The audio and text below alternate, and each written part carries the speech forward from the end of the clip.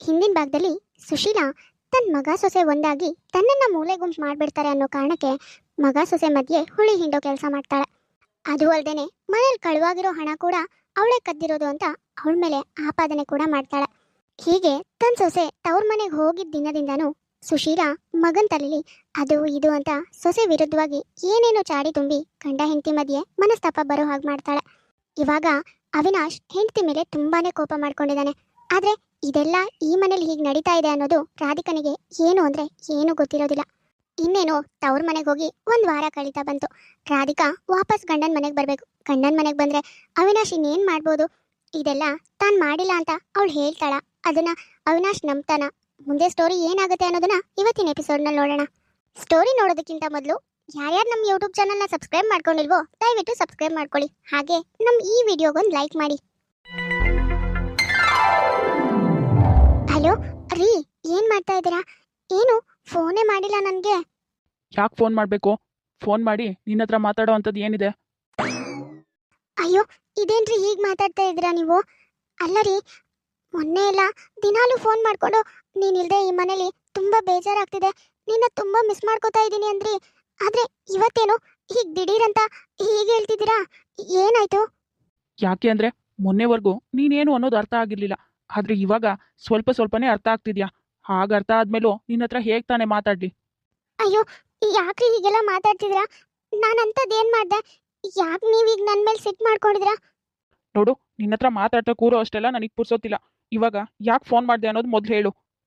ಅದು ಅದು ಅದೇನಂದ್ರೆ ಛೇ, ಅದು ಇದು ಅಂತ ರಾಗ ಹೇಳಿಬಿಡ. ಏನು ವಿಷಯ ಅಂತ ಕರೆಕ್ಟಾಗಿ ಹೇಳು. ಅದೇನಿಲ್ಲ ರೀ, ನಾನು ತವ್ರ ಮನೆಗೆ ಬಂದು 1 ವಾರದ ಮೇಲಾಯ್ತು. ಟೋಟಲ್ ಆಗಿ ಒಂದು 15 ದಿನನೇ ಆಯ್ತು ಅನ್ಸುತ್ತೆ. ಆದ್ರೂ ನೀವು ಕರ್ಕೊಂಡು ಹೋಗಕ್ ಬರಲೇ ಇಲ್ಲಲ್ಲ. ಮೊನ್ನೆ ನನ್ನನ್ನು ಬಿಡೋದಕ್ಕೆ ಬಂದಾಗ ನೀವೇ ಹೇಳಿದ್ರಿ ನಾನೇ ವಾಪಸ್ ಬಂದು ಕರ್ಕೊಂಡು ಹೋಗ್ತೀನಿ, ನೀನೇನು ಬರೋಕ್ಕೆ ಹೋಗಬೇಡ ಅಂತ. ಹಾಗಾಗಿ ಅದಕ್ಕೆ ನೀವು ಯಾವಾಗ ಬರ್ತೀರಾ ಅಂತ ತಿಳ್ಕೊಳ್ಳೋಣ ಅಂತ ಫೋನ್ ಮಾಡಿದೆ. ನೋಡು, ನನಗೆ ಬರೋದಕ್ಕಾಗಲ್ಲ. ನನಗೆ ತುಂಬಾನೇ ಕೆಲಸ ಇದೆ. ಅವತ್ತೇನೋ ಹೇಳ್ದೆ, ಆದರೆ ಇವಾಗ ಬರೋ ಅಷ್ಟೆಲ್ಲ ಪುರ್ಸೋತಿಲ್ಲ. ಬೇಕಾದ್ರೆ ನೀನು ಬಾ, ಇಲ್ಲ ಅಂದರೆ ಅಲ್ಲೇ ಇರು. ನೀನು ಇಲ್ಲಿ ಬಂದು ಊರು ಉದ್ಧಾರ ಮಾಡೋ ಕೆಲಸ ಏನೂ ಇಲ್ಲ. ಅಯ್ಯೋ, ಹಲೋ ಹಲೋ ಹಲೋ. ಅಯ್ಯೋ, ಏನಾಯ್ತು ಇವರಿಗೆ? ನನ್ನ ಜೊತೆ ಇಷ್ಟು ದಿನದಲ್ಲಿ ಯಾವತ್ತೂ ಹೀಗೆಲ್ಲ ನಡ್ಕೊಂಡವರೇ ಅಲ್ಲ. ಆದರೆ ಇವತ್ತು ನನ್ನ ಜೊತೆ ಕರೆಕ್ಟಾಗಿ ಮಾತು ಆಡಿಲ್ಲ. ಏನೇನೋ ಮಾತಾಡ್ಬಿಟ್ಟು ಕೋಪ ಮಾಡ್ಕೊಂಡು ಫೋನ್ ಇಟ್ರಲ್ಲ. ಅಟ್ಲೀಸ್ಟ್ ನಾನು ಹೇಳೋದನ್ನು ಕೇಳಿಸ್ಕೊಂಡಿಲ್ಲ.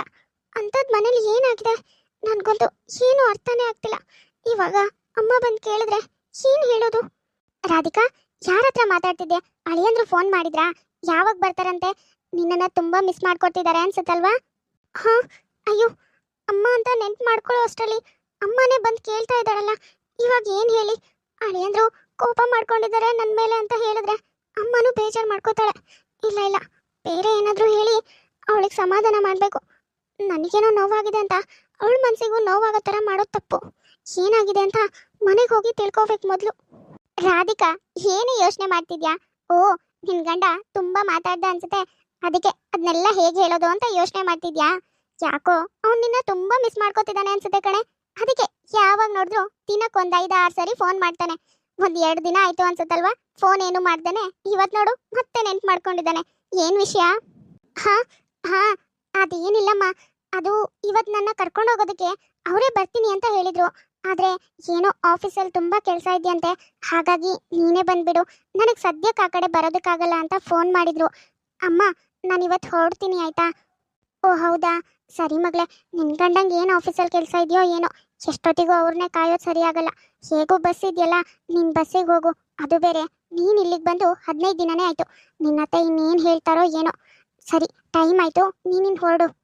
ಗಂಡ ಫೋನಲ್ಲಿ ಮಾತಾಡೋದನ್ನು ಕೇಳಿಸ್ಕೊಂಡು ರಾಧಿಕನಿಗೆ ಮನೇಲಿ ಏನಾಗಿದೆ ಅನ್ನೋದೇ ಅರ್ಥ ಆಗ್ತಿರಲ್ಲ. ಆದರೂ ಅವನು ಅಷ್ಟೆಲ್ಲ ಒರಟಾಗಿ ಮಾತಾಡಿದ್ದು ನೋಡಿ ತಾಯಿ ಹತ್ರ ಇದೆಲ್ಲ ಹೇಳ್ಕೊಂಡ್ರೆ ತಾಯಿಗೂ ಬೇಜಾರಾಗುತ್ತೆ ಅಂತ ತಾಯಿ ಹತ್ರ ಏನೋ ಸುಳ್ಳು ಹೇಳಿ ರಾಧಿಕಾ ತವ್ರ ಮನೆಯಿಂದ ಗಂಡನ ಮನೆಗೆ ಹೊರಡ್ತಾಳೆ. ಆಲ್ಮೋಸ್ಟ್ ಎಲ್ಲ ಹೆಣ್ಮಕ್ಳು ಹೀಗೆ ತನ್ನ ಗಂಡನ ಮನೇಲಿ ಅದು ಎಷ್ಟೇ ನೋವು ಮಾಡಿದ್ರು ಕೂಡ ತನ್ನ ತವ್ರ ಮನೇಲಿ ಹೇಳ್ಕೊಂಡ್ರೆ ಪಾಪ ತನ್ನ ನೋವು ಅವರಿಗೂ ನೋವು ಕೊಡುತ್ತೆ ಅನ್ನೋ ಕಾರಣಕ್ಕೆ ತನ್ನಲ್ಲೇ ತನ್ನ ಮನಸ್ಸೊಳಗೇನೆ ಆ ನೋವನ್ನೆಲ್ಲ ಬಚ್ಚಿಡ್ತಾರೆ.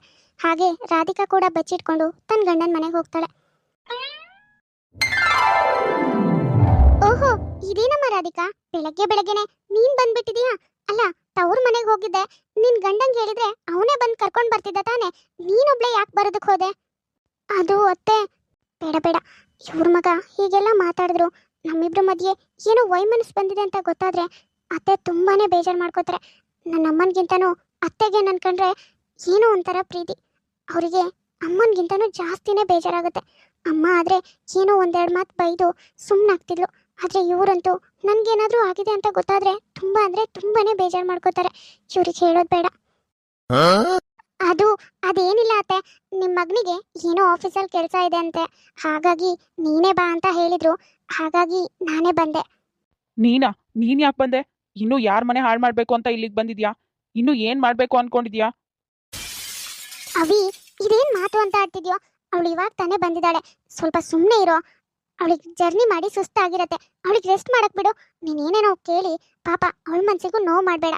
ನಾನು ಹೇಳ್ತಿದ್ದೀನಿ ತಾನೆ, ಸುಮ್ಮನೆ ಒಳಗೋಗು.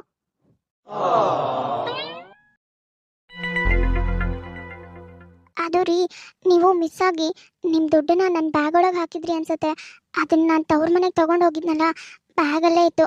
ಇದು ತಗೊಳ್ಳಿ. ಓಹೋ, ಏನು ಮನೇಲೆಲ್ಲ ಗೊತ್ತಾಗಿ ದೊಡ್ಡ ರಾಮಾಯಣ ಆಗ್ಬಿಡುತ್ತೆ ಅಂತ ಕದ್ಕೊಂಡು ಹೋಗಿರೋ ದುಡ್ಡನ್ನ ವಾಪಸ್ ಮನೆಗೆ ತಗೊಂಡ್ ಬಂದಿದ್ಯಾ ಹೇಗೆ? ಅಯ್ಯೋ, ಇದೇನ್ರಿ ಮಾತಾಡ್ತಿದ್ದೀರಾ ನೀವು? ನಾನು ನಿಮ್ಮ ದುಡ್ಡನ್ನ ಕದ್ಕೊಂಡು ಹೋಗೋದ? ಅಲ್ಲರಿ, ನನ್ನ ಗಂಡನ ದುಡ್ಡನ್ನ ಕದಿಯೋ ಅಂಥದ್ದು ನನ್ಗೇನು ಬಂದಿದೆ ಹೇಳಿ? ನೋಡಿ, ಈ ದುಡ್ಡು ನನಗೆ ನಿಜವಾಗ್ಲೂ ನನ್ನ ಬ್ಯಾಗಿಗೆ ಹೇಗೆ ಬಂತೋ ಗೊತ್ತಿಲ್ಲ. ನೀವೇ ಎಲ್ಲೋ ಮಿಸ್ ಆಗಿ ಇಟ್ಟಿದ್ದೀರಾ ಅಂತ ನಾನು ಅನ್ಕೊಂಡೆ, ಹಾಗಾಗಿ ಜೋಪಾನವಾಗಿ ವಾಪಸ್ ನಿಮಗೆ ತಂದು ಕೊಡ್ತಿದ್ದೀನಿ. ಆದ್ರೆ ನೀವೇನೇನೋ ಮಾತಾಡ್ತಿದ್ದೀರಲ್ಲ. ಸಾಕ್, ಬಾಯಿ ಮುಚ್ಚು ರಾಧಿಕಾ. ನನಗೇನು ಗೊತ್ತಿಲ್ಲ ಅನ್ನೋ ತರ ನಾಟಕ ಮಾಡ್ಬೇಡ ನೀನು. ಅಲ್ಲ, ನಿಂತ ಅವ್ರ ಮನೇಲಿ ಕಷ್ಟ ಇದೆ ಅಂತ ನಾನ್ ಇಟ್ಟಿರೋ ದುಡ್ಡನ್ನ ತಕೊಂಡು ಹೋಗಿರೋದಲ್ದೆ ಇವಾಗ ಅಯ್ಯೋ ನಾನ್ ನೋಡೇ ಇಲ್ಲ, ನನಗೆ ಹೇಗ್ ಬಂತು ಅಂತ ಗೊತ್ತೇ ಇಲ್ಲ ಅನ್ನೋ ತರ ನಾಟಕ ಆಡ್ತಿದ್ಯಾ. ಇವಾಗ ನಾನು ನಿನ್ನ ನಂಬೋದೂ ಇಲ್ಲ. ನೀನೇನು ಅನ್ನೋದು ತುಂಬಾ ಚೆನ್ನಾಗಿ ಅರ್ಥ ಆಗಿದೆ. ಈ ರೂಮಲ್ಲಿ ನಾನು ನೀನು ಇಬ್ರೇ ತಾನೇ ಇರೋದು. ಆ ದುಡ್ಡು ನನಗೆ ತುಂಬಾ ಇಂಪಾರ್ಟೆಂಟ್ ಆಗಿದೆ ಅಂತ ಇಟ್ಟಿರೋದು. ನಾನಂತೂ ನಿನ್ ಬ್ಯಾಗಿಗೆ ಹಾಕಿರಲ್ಲ. ಹಾಗಿದ್ದಾಗ ನೀನೇ ತಾನೇ ಹಾಕೊಂಡಿರ್ತೀಯ. ಅಷ್ಟಕ್ಕೂ ಈ ರೂಮಿಗೆ ನಮ್ಮಿಬ್ರನ್ ಬಿಟ್ಟು ಬೇರೆ ಯಾರು ಬರೋದಿಲ್ಲ. ನೀನೇ ಬೇಕು ಬೇಕು ಅಂತ ಎತ್ಕೊಂಡು ಇವಾಗ ಎಲ್ಲಿ ಮನೇಲಿ ರಾದಂತ ಆಗುತ್ತೋ ಅಂತ ಮತ್ತೆ ವಾಪಸ್ ತಂದಿರ್ತೀಯ. ಅಯ್ಯೋ, ಯಾಕ್ರಿ ಹೀಗೆಲ್ಲ ಮಾತಾಡ್ತಿದ್ರಾ? ನನಗೂ ಈ ದುಡ್ಡಿಗೂ ಯಾವ ಸಂಬಂಧನೂ ಇಲ್ಲ. ಅಷ್ಟಕ್ಕೂ ಈ ದುಡ್ಡು ಹೇಗ್ ನನ್ನ ಬ್ಯಾಗಲ್ಲಿ ಬಂತು ಅನ್ನೋದು ನನಗೆ ಸತ್ಯವಾಗ್ಲೂ ಗೊತ್ತಿಲ್ಲ ರೀ. ನಾನೇನೋ ನೀವೇ ಮಿಸ್ ಆಗಿ ಇಟ್ಟಿದ್ದೀರಾ ಅನ್ಕೊಂಡೆ. ನೀವು ನೋಡಿದ್ರೆ ಏನೇನೋ ಹೇಳ್ತಿದ್ರಾ. ಅಲ್ಲ ರೀ, ನಾನು ನಿಮ್ಮನ್ನ ಮದುವೆ ಆಗಿ ನಿಮ್ ಜೊತೆ ಜೀವನ ಮಾಡ್ಬೇಕು ಅಂತ ಬಂದೋಳು. ಹಾಗಿರುವಾಗ ನಿಮ್ಗೆ ಗೊತ್ತಿಲ್ಲದೆ ಏನಾದ್ರೂ ವ್ಯವಹಾರ ಮಾಡ್ತೀನಾ ಹೇಳಿ? ನೋಡಿ, ನೀವ್ ಅಂದ್ಕೊಂಡಿರೋ ಹಾಗೆ ಏನೂ ಇಲ್ಲ. ಸಾಕ್, ಬಾಯಿ ಮುಚ್ಚು. ನನ್ಗಿಷ್ಟೆಲ್ಲ ಗೊತ್ತಾದ್ಮೇಲೂ ನಾನ್ ನಿನ್ನ ನಂಬೋ ಅಂತ ದಡ್ಡ ಅಲ್ಲ. ನನಗ್ ನಿನ್ ಮುಖ ನೋಡಕ್ಕೂ ಅಸಹ್ಯ ಆಗ್ತಿದೆ. ಅಲ್ಲ, ತಾಳಿ ಕಟ್ಟಿರೋ ಗಂಡನ್ನೇ ಮೋಸ ಮಾಡ್ತಿದ್ಯಲ್ಲೇ. ಛೇ, ನಿನ್ನನ್ ಯಾಕಾದ್ರೂ ಮದ್ವೆ ಆದ್ನು. ಮೊದ್ಲಿಗೆ ತುಂಬಾ ಒಳ್ಳೆಯವಳ ಹಾಗೆ ನಟನೆ ಮಾಡ್ದೆ. ಆದ್ರೆ ಏನ್ ಮಾಡೋದು, ನಿನ್ ಬಂಡವಾಳ ಇಷ್ಟು ಬೇಗ ಬಯಲಾಗುತ್ತೆ ಅಂತ ನಿನಗೂ ಗೊತ್ತಿರ್ಲಿಲ್ಲ ಅನ್ಸುತ್ತೆ. ಇನ್ನೊಂದು ನನ್ ಜೀವ ಹೋಗೋ ಸಂದರ್ಭ ಬಂದ್ರು ನಿನ್ನನ್ ಮಾತ್ರ ನಂಬಲ್ಲ ಕಣೆ. ರಾಧಿಕಾ ತನ್ನ ಗಂಡನ ಹತ್ರ ಎಷ್ಟೇ ತನಗೆ ಈ ವಿಷಯದ ಬಗ್ಗೆ ಗೊತ್ತಿಲ್ಲ ಅಂತ ಹೇಳಿದ್ರು ಅವಿನಾಶ್ ಮಾತ್ರ ಅವಳ ಮಾತನ್ನ ನಂಬೋ ಪರಿಸ್ಥಿತಿನಲ್ಲಿ ಇರಲ್ಲ. ಯಾಕೆ ಅಂದ್ರೆ ಆ ರೂಮಲ್ಲಿ ಅವರಿಬ್ರು ಮಾತ್ರ ಇರೋದು. ಹಾಗಿರುವಾಗ ಆ ದುಡ್ಡು ಅವನಾಗೆ ಇಟ್ಟಿರ್ಬೇಕು ಅಥವಾ ಅವಳಾಗೆ ತಕೊಂಡು ಹೋಗಿರ್ಬೇಕು. ಇವೆರಡರಲ್ಲೇ ತಾನೇ ಚಾನ್ಸಸ್ ಇರೋದು. ಹಾಗಾಗಿ ಅವಿನಾಶ್ ಕೂಡ ತನ್ನ ಹೆಂಡತಿನೇ ಏನೋ ಮಾಡಿದಾಳೆ ಅಂತ ಅವನು ಅವಳ ಮೇಲೆ ಕೋಪ ಮಾಡ್ಕೊಂಡು ಬಾಯಿಗೆ ಬಂದಾಗ ಬೈದು ಅಲ್ಲಿಂದ ಹೊರಟೋಗ್ತಾನೆ. ಹೀಗೆ ದಿನಗಳು ಕಳೀತಾ ಇರತ್ತೆ. ಅವಿನಾಶ್ ಮತ್ತೆ ರಾಧಿಕನ್ ಮಧ್ಯೆ ಮನಸ್ತಾಪನೂ ಹೆಚ್ಚಾಗ್ತಾ ಇಬ್ರು ದೂರ ದೂರ ಆಗ್ತಾ ಇರ್ತಾರೆ. ರಾಧಿಕಾ ಎಷ್ಟೇ ಅವನ ಹತ್ರ ಹೋಗ್ಬೇಕು ಅಂದ್ರೂ ಅವಿನಾಶ್ ಕೋಪ ಸಿಟ್ಟು ಎಲ್ಲಾನು ಅವಳ ಮೇಲೆ ತೋರಿಸ್ತಾ ಇರ್ತಾನೆ. ರೀ, ಬಂದ್ರಾ? ನಿಮಗೆ ಆಫೀಸಿಗೆ ಟೈಮ್ ಆಗ್ತಾ ಇದೆ. ನಿಮ್ಗೆ ಇಷ್ಟ ಅಂತ ಪಲಾವ್ ಮಾಡಿದ್ದೀನಿ, ಬನ್ನಿ ಕುತ್ಕೊಳ್ಳಿ, ನಾನು ತಿಂಡಿ ಬಡಿಸ್ತೀನಿ. ಅಮ್ಮ ಅಮ್ಮ ಅಮ್ಮ, ಎಲ್ಲಿದ್ಯಾ? ಬಾಯಿಲಿ ಬೇಗ. ಅರೆ, ಏನಾಯ್ತು ಮಗ್ನೆ? ಯಾಕೋ ಅಷ್ಟು ಜೋರಾಗಿ ಕೂಗ್ತಿದ್ಯಾ? ಏನಾಯ್ತು? ಅಮ್ಮ, ನಿನ್ ಸೊಸೆಗೆ ಹೇಳು ನನ್ನಿಂದ ದೂರ ಇರೋದಕ್ಕೆ. ನನ್ಗೆ ಅವಳು ನೋಡಿದ್ರೇನೆ ತಿಂಡಿನೂ ಸೇರಲ್ಲ, ಊಟನೂ ಸೇರಲ್ಲ. ಪದೇ ಪದೇ ನನಗೆ ತಿಂಡಿ ಹಾಕ್ತೀನಿ, ಊಟ ಹಾಕ್ತೀನಿ, ಬಟ್ಟೆ ಸರಿ ಮಾಡ್ಕೊಡ್ತೀನಿ ಅಂತ ನನ್ನ ಹತ್ರ ಬರೋದಕ್ಕೆ ಹೇಳ್ಬೇಡ. ಮೊದಲು ನೀನ್ ತಿಂಡಿ ಹಾಕು, ಅವಳನ್ನ ಮೊದಲು ಇಲ್ಲಿಂದ ಕಳ್ಸು. ನೋಡಮ್ಮ ರಾಧಿಕಾ, ಏನೋ ಗಂಡ ಹೆಂಡತಿ ಅಂದಮೇಲೆ ಅವರಿಬ್ರು ಮಧ್ಯೆ ಜಗಳ ಬರೋದು ಸಹಜ. ಗಂಡ ಹೆಂಡತಿ ಜಗಳ ಉಂಡು ಮಲ್ಗೋವರೆಗೂ ಅಂತ ಮೊದಲೇ ಹೇಳ್ತಾ ಇರ್ತಾನೆ. ಅದಕ್ಕೆ ನಿನ್ ಗಂಡ ಏನೋ ಕೋಪದಲ್ಲಿ 4 ಮಾತಾಡ್ದ ಅಂತ ನೀನೇನೋ ಬೇಜಾರು ಮಾಡ್ಕೋಬೇಡ. ಅವನು ಯಾಕೋ ಬೇಜಾರು ಮಾಡ್ಕೊಂಡಿದ್ದಾನೆ, ಅದಕ್ಕೆ ನಿನ್ ಮೇಲೆ ಕೋಪ ಮಾಡ್ಕೊಂಡಿದ್ದಾನೆ.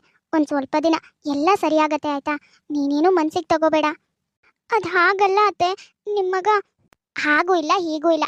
ನೋಡಮ್ಮ ರಾಧಿಕಾ, ಏನೋ ನಿನ್ ಗಂಡ ಬೇಜಾರದಲ್ಲಿ ಹಾಗೆಲ್ಲ ಮಾತಾಡ್ತಿದ್ದಾನೆ ಅಷ್ಟೇ. ಒಂದು ಸ್ವಲ್ಪ ದಿನ ಟೈಮ್ ಕೊಟ್ರೆ ಅವನು ಸರಿಯಾಗ್ಬಿಡ್ತಾನೆ. ನೋಡು, ನೀನ್ ಹತ್ತು ಕಣ್ಣೆಲ್ಲ ಕೆಂಪಾಗಿ ಹೋಗಿದೆ. ಮೊದಲು ಹೋಗಿ ಮುಖ ತೊಳೆದು ಸ್ವಲ್ಪ ಹೊತ್ತು ರೆಸ್ಟ್ ಮಾಡು ಹೋಗು. ಅಯ್ಯೋ, ಇದೇನಮ್ಮ ಇದು? ನಿನ್ ಮಗ ಸೊಸೆ ಅಷ್ಟು ಕ್ಲೋಸ್ ಆಗಿದ್ರು, ಆದ್ರೆ ದಿಢೀರ್ ಅಂತ ಹೀಗೆ ಇಬ್ರು ದೂರ ದೂರ ಆಗಿದ್ದಾರೆ. ಏನ್ ನಡೀತಿದ್ಯಮ್ಮ ಈ ಮನೇಲಿ? ಹೌದು ಕಣೆ, ನೀನ್ ಹೇಳ್ತಿರೋದ್ ನಿಜಾನೇ. ಅವರಿಬ್ರು ತುಂಬಾ ಕ್ಲೋಸ್ ಆಗೇ ಇದ್ರು.